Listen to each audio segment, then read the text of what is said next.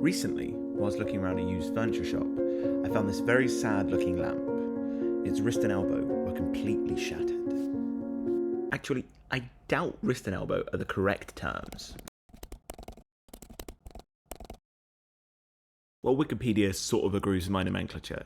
It says upper arm and forearm, and even has this illustration, so I'm sticking with my anatomy analogy. The wrist and elbows of this lamp are almost identical, the only difference being the wrist pieces have small spacers integrated to the end of the V's.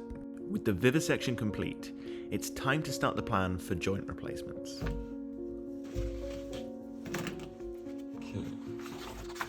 I've come up with 3 options for how the joints will look.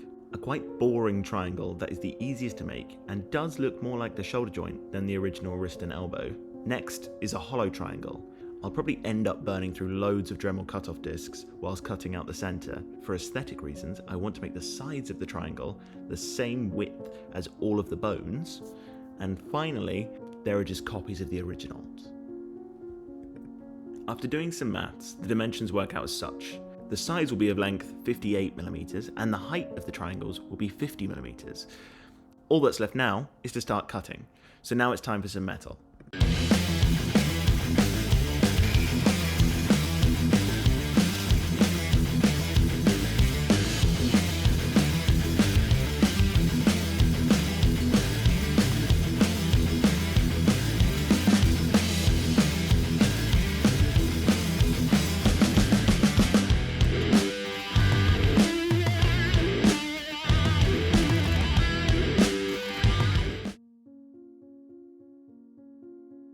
Okay, so these good ones here, those we use for the final piece. Not all of them are perfect, but they're good enough. These ones, the bads, I'll probably use as test pieces. And then this one was just, Here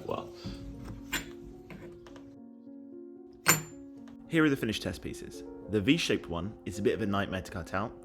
The asymmetry is a little more obvious. And if I ever rebuild the shoulder to mirror the wrist and the elbow design, it might be a little less stable. So I'm going with the hollow triangle.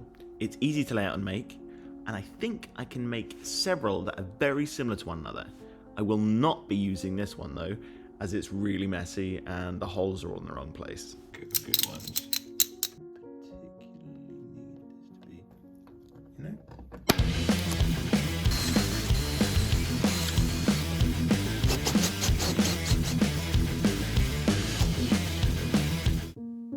About 2 mil away from the holes.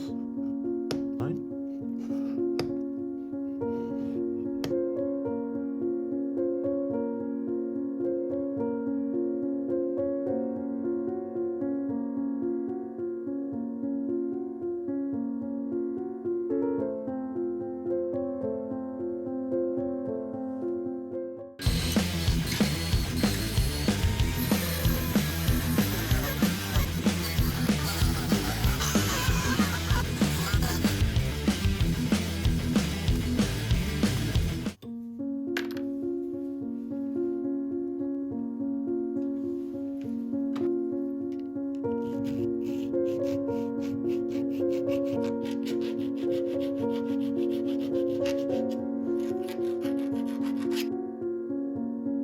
All that's left to do now is to grind down the sharp corners.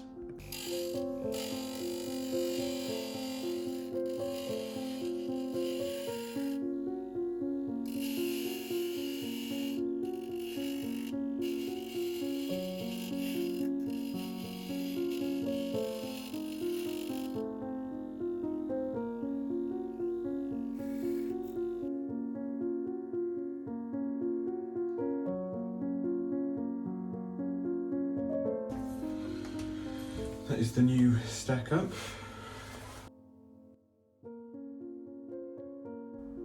First, I have to wire the lampshade up. Then attach the radius to the wrist.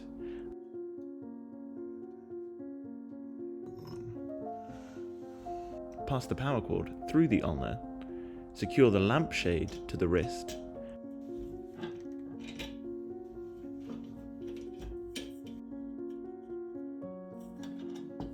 and then finally the ulnar to the wrist.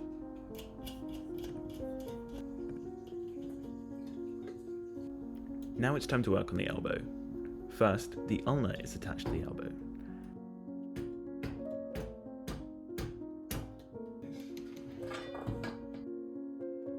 Then the two medial humeri and the radius are attached along with a couple of spacers to the elbow.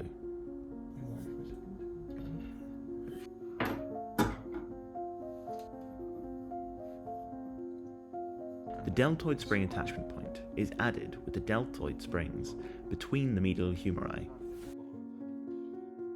The power cord is passed through the lateral humerus, and the lateral humerus is attached to the elbow.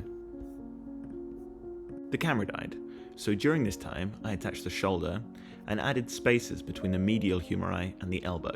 Whilst doing this, the deltoid spring attachment snapped. I glued it, but it's a weak point in the design as the screws stop right here. So I will be drilling out the centre and using all thread as a support.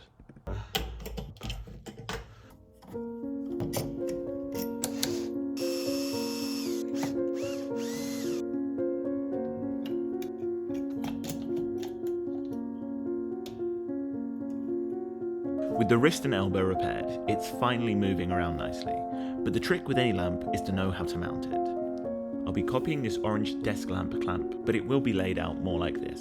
WD-40 is definitely not a good cutting solution. This thread is ugly, but the wing nut runs smooth, so that's all I really need for this.